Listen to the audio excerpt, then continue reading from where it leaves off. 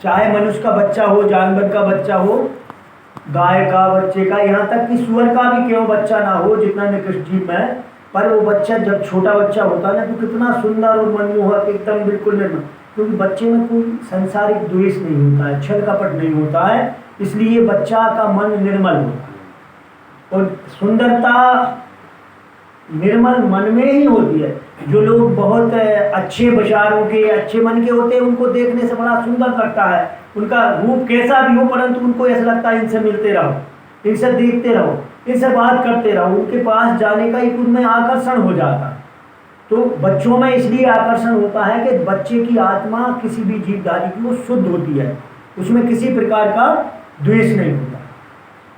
तो वो बच्चे को अपने आश्रम पर लेके आए, बच्चे को पालन पोषण किया, बच्चा थोड़ा बड़ा हो गया। बच्चा जैसे हम किसी भी जानवर के बच्चे को या किसी को भी पालते हैं तो लगाव हो जाता है, हमारा भी और बच्चे का। वो बच्चा जड़ भरत को बहुत अच्छे से प्रेम करने लगा, जड़ भरत भी उसका बहुत प्रेम ध्यान करते। तो जो राजपाट छोड़ करके आए हुए थे भगवान का भजन करने के, तो पहले मान लो 100 माला जपते होंगे, अब हिरण का बच्चा आ गया धीरे धीरे तो 10-20 माला फिर कम हो गई। थोड़ा बड़ा हुआ तो उसके खाने पीने की चिंता हो गई कि इसको घास लाऊं, ये बाहर जंगल में चला जाएगा तो कोई जानवर ना खा जाए, तो उसको चराने दिखाने, तो और मालाएं कम हो गई। धीरे धीरे धीरे करके उनका भजन कम होता गया और हिरण के चिंतन में लगते रहे। एक दिन जब उनका अंत समय आया तो कुटिया में लेटे हुए थे, इतने बड़े महात्मा थे, वैराग्यवान थे, जीवन त्याग रहे थे, पर वो देखा कि सामने हिरण का बच्चा बैठा है, तो उनको मन लगा, अरे राम राम राम, अब मैं तो त्याग रहा हूँ जीवन, इस बेचारे का क्या होगा, मेरे सिवा तो इसका कोई नहीं है, अब तो इसको कौन चिंता करेगा, इसकी देख रेख कौन करेगा। ऐसा चिंतन करते हुए उनका शरीर छूट गया। अब शरीर तो छूट गया, पर अंते यामति सागति, अंत में जो मति होती है वही गति होती है। इसलिए कहते हैं ना, हम लोगों के बुजुर्गों जब शांत होने वाले या कोई भी अंतिम समय जैसा होता है, हम लोग कितना गलत काम करते हैं, लोग रोने जाने लग जाते हैं। वो बेचारी आत्मा जाने वाली है तो हम रोने गाने लगते हैं, तो उसको भी मोह होता है, वो भी उसमें भटकती है। अपन जाते हैं, अरे बाबा मोह पहचान रहे हो, नहीं पहचान, अरे मैं तुम्हारो नाती, मैं तुम्हारा पोता, मैं फलाना, अरे तुम मुझे नहीं जान रहे।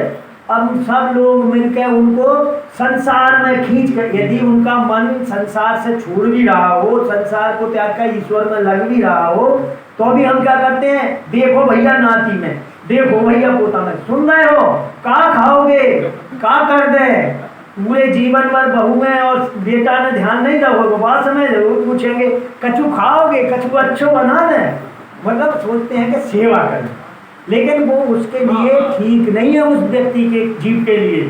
फिर क्या होता है, उससे मोह बन जाता है, अरे मेरा बेटा देखो रो रहा है, अरे राम राम, अब मैं मर रहा हूँ तो रो रहा है, मैं चल जाऊँगा, कैसे इनको होगा, तो वो क्या होता है, उसका जीव बन जाता है। और अंत में वो चिंतन किसका करता है, नाती का, पोता। तो कहते हैं ना, जब मोड़ी तो ऐसा लगता है दादी अम्मा, वो दादी की अम्मा पर गई है, तो दादी अम्मा है तो उन्हें भटका लेंगे, बेचारी घूम कर वहीं आ गए, कोई संसार में ही फंस के रह गए।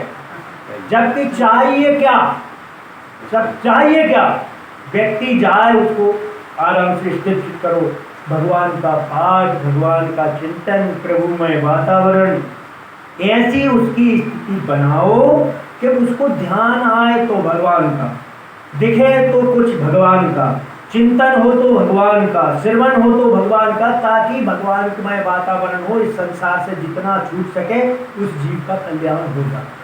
पर नहीं होता, हम हमेशा सब लोग वही प्रक्रिया करते हैं, क्योंकि हमारा भी मोह बांधा रहता है, स्वार्थ बदले, अरे मेरे दादाजी चले जाएंगे, अब लगती कावड़ डुकरा करके फिर, लेकिन बहू उस समय सब बड़े प्यार में आ जाएगी, चले जाएंगे तो दरवाजे पर कौन रखा है। तो ऐसी स्थिति में फिर सब उसके काम देखने लगते। तो कहने का तात्पर्य है कि जिस समय जो मन या बुद्धि होती है, व्यक्ति उसी में फंस जाता है। इस क्षण को लाने के लिए ही हमें बहुत प्रयास करना पड़ता है। तो उन्होंने, खटवांग राजा ने 2 घड़ी में ही अपना जीवन का कल्याण कर लिया था। 2 घड़ी में खटवांग राजा ने कर लिया, 7 दिन में परीक्षित ने कर लिया। जबकि कंस के पास तो पता था कितने दिन का। अब भाई जब से देवकी का विवाह हुआ था तभी पता चल गया था कि इसका 8वां गर्भ 13 काल होगा। अब भैया जब तक 8 बच्चे होंगे तो 8 दूनी 16 साल तो मान लो, 2 साल का भी हिसाब किताब लगा के चले संसार में तो 16 साल तो है। और होते तुम्हारा ही नहीं देगा, यदि कंस उसको रखता भी तो होते तुम्हारा ही नहीं देता। कम से कम 2-4 साल 5 साल का चलने फिरने लायक तो होता कि वो कुछ उठा के मार सके है। तो अब आप लगाइए कि जिस व्यक्ति को पता है सबसे ज्यादा लंबा पता तो कंस को था 20 साल कि मेरी इतनी उम्र पक्की है भैया, इसके पहले मेरा टिकट नहीं बढ़ सकता। फिर भी उसने क्या किया, उसको जल्दी लाने का प्रयास किया। अरे वो बच्चों को नहीं मारता तो धीरे धीरे सब अच्छे होते, लंबा नहीं मार के और जल्दी पैदा हो गए। अब भगवान चले गए थे नंद बाबा के ना, तो ना बुला था भगवान को, तो हो सकता 2, 5, 10 साल 20 साल बाद आते कंस को मारने, लेकिन नहीं, खाता नहीं पड़ी, इसको भेज उसको भेज, अगर उनको तंग करके फिर नहीं माना तो बुला भी लिया, वो बुला के आकर मारे। तो कहने का तात्पर्य है कि हम वो ऐसी स्थितियां होती हैं कि व्यक्ति को सब कुछ साधन होने के बाद भी व्यक्ति प्रयास क्या करता है बचने का।